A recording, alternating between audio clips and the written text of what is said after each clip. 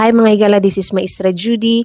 Let's have another short Bisaya Cebuano lesson. First person point of view. Nagkutaw ko og kape. Nagkutaw ko og kape. Two meanings for this sentence. First one is I'm making coffee. The second one is I'm stirring the coffee. So depending on the context of your conversation. Again, nagkutaw ko og kape. Next one, third person point of view. Nagkutaw siya og kape. He or she is making coffee. Another meaning, he or she is stirring the coffee. Our verb here is nagkutaw. It is in the present tense. This could also mean in the past tense, depending on the context. The root word of this verb is kutaw. Kutaw means stir.